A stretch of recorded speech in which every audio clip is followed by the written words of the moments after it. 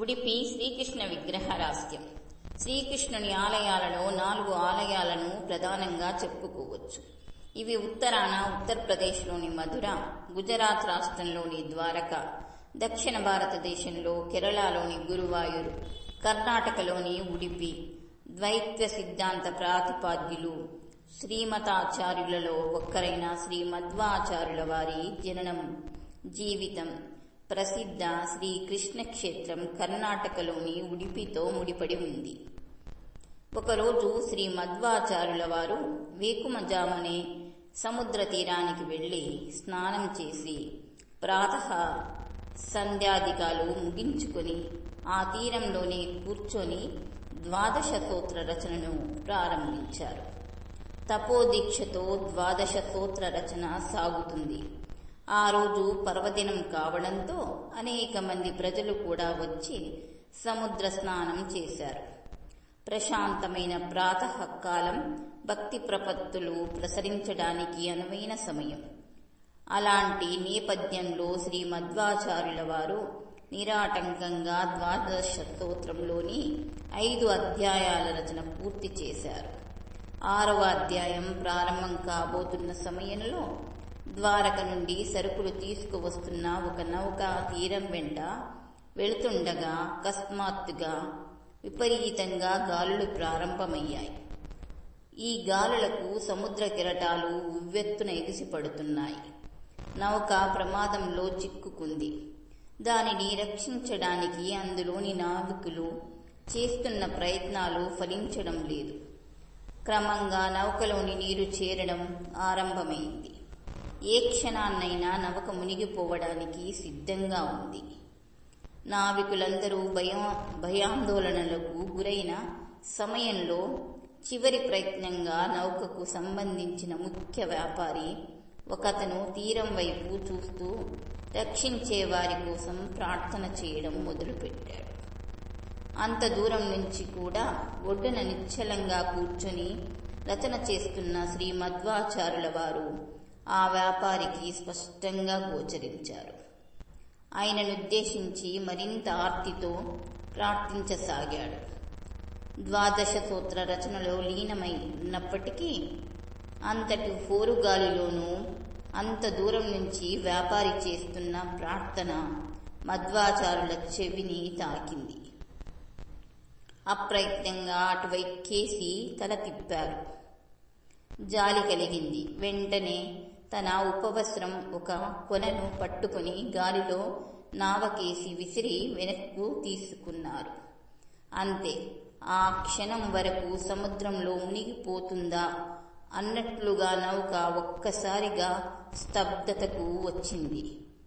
ఎవరో తాళ్లు పట్టి లాగినట్టుగా తీరానికి చేరి స్థిరంగా నిలిచింది. నావికులందరూ సురక్షితంగా ఒడ్డుకు చేరారు. అంతకు మునుపు ప్రార్థన చేసిన వ్యాపారి వడివడిగా మధ్వాచార్యుల వారిని సమీపించి సాష్టాంగ నమస్కారం చేశాడు. అనేక విధాలుగా స్తుతించాడు. అనంతరం లేచి నిలబడి అంజలి ఘటించి, స్వామి, నా వద్ద అమూల్యమైన వస్తువులు అనేకం ఉన్నాయి. వాటిలో మీరు కోరుకున్నది ఏదైనా సరే ఇవ్వడానికి సిద్ధంగా ఉన్నాను. దయచేసి కాదనకండి అని అనేక విధాల ప్రాధేయపడ్డాడు. మధ్వాచార్యులు చిరునవ్వు నవ్వి చివరికి అతని కోరికను మన్నించారు. అయితే నువ్వు నాకు బహుమతిగా ఇవ్వాలనుకుంటున్న అమూల్యమైన వస్తువు నీ నౌకలో ఉన్న 2 గోపీచందనపు గడ్డలు ఇయ్యగలవా అన్నారు. వ్యాపారి ఆశ్చర్యపోయాడు. ఎందుకంటే గోపీచందనం ద్వారకలో ఎక్కడ పడితే అక్కడ దొరికే మట్టి. పడవలలో సరుకులు ఎక్కించేటప్పుడు దించేటప్పుడు బరువు సమతూకం తప్పిపోకుండా గోపీచందనపు గడ్డలు సహాయంతో నౌకలో సరుకును అటూ ఇటూ సర్దుతూ ఉంటారు. అలాంటి గోపీచందనం మట్టి గడ్డలు ఈ మహానుభావుడు కోరడం ఆ వ్యాపారికి సుతారమూ నచ్చలేదు. ఎంత ప్రార్థించినప్పటికీ మధ్వాచార్యులు వారు తను కోరిన గోపీచందనానికి మించి మరే బహుమతికి తీసుకోవడానికి అంగీకరించలేదు.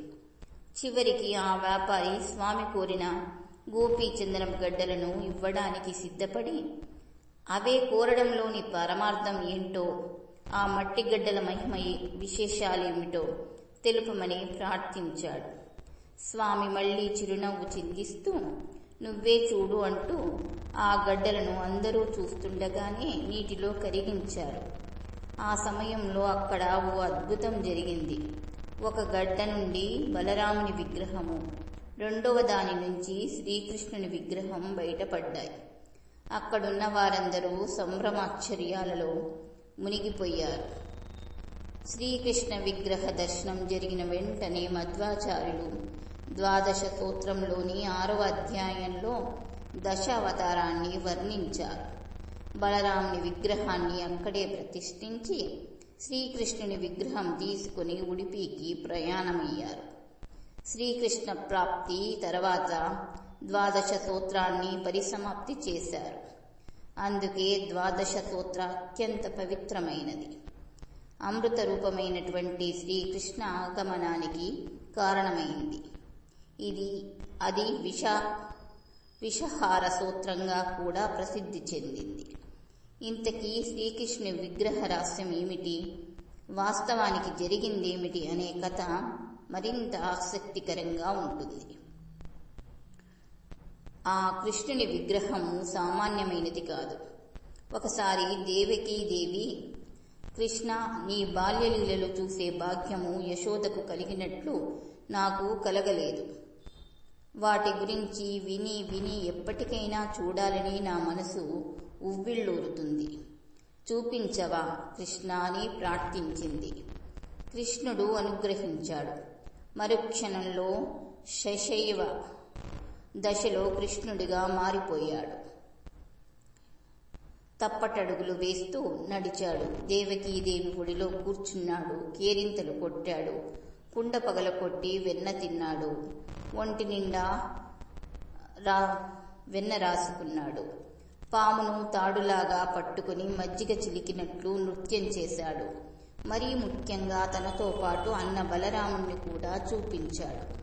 ఈ చేష్టాలను చూసి దేవకీదేవి పరవశించి మైమరిచిపోగా ఇదంతా గమనిస్తున్న రుక్మిణి తన పతిదేవుని శైశైవ రూపాన్ని ప్రపంచమంతా చూసి తరించాలని భావించి వెంటనే విశ్వకర్మను పిలిపించి ఆయా రూపాల్లో శశైవ, కృష్ణుడు, బలరాముని విగ్రహాలను చేయించింది.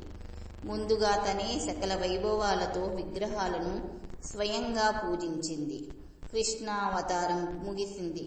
మరికొంతకాలానికి ద్వారక సముద్రంలో మునిగిపోయే సమయం ఆసన్నమైంది. దూరదృష్టితో అర్జునుడు ఆ విగ్రహాలను తీసుకెళ్లి ఒక ప్రదేశంలో ప్రతిష్ఠించి దానికి రుక్మిణీవనం అని నామకరణం చేశాడు. కాలక్రమంలో ఆ వనం యావత్తు గోపీచందనం మట్టిలో కలిసి కనుమరుగైపోయింది. నావికులు తమ నౌకల్లో సమతూకాన్ని పాటించటం కోసం గోపీచందనం గడ్డల్ని మూసుకెళ్లే అలవాటు ప్రకారం కాకతాళీయంగా ఈ విగ్రహాలున్న గోపీచందనపు గడ్డల్ని కూడా నౌకలోకి చేర్చారు.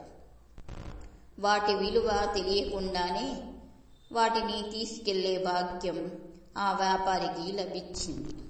ఆ విగ్రహం ఆ నౌకలో వస్తుందని మధ్వాచార్యుల వారి దివ్యదృష్టికి ముందే తెలుసు. శ్రీకృష్ణుని ప్రతిమను మధ్వాచార్యులు తమ శిష్యులు చేత మాధవ సరోవరంలో ప్రక్షాళన చేయించారు. తర్వాత తనే స్వయంగా అభిషేకించారు. ఈ అభిషేకానికి మునుపు 4 శిష్యులు సునాయాసంగా ఎత్తిన ఆ విగ్రహము మధ్వాచార్యులు వారు అభిషేకించిన తర్వాత 30 మంది కలిసినా ఎత్తడం సాధ్యం కాలేదు. ఎందుకంటే మధ్వాచార్యుల అభిషేకంతో ఆ విగ్రహం శ్రీకృష్ణుని దివ్యశక్తి పరిపూర్ణంగా ఏర్పడింది. సర్వం కృష్ణార్పణమస్తు.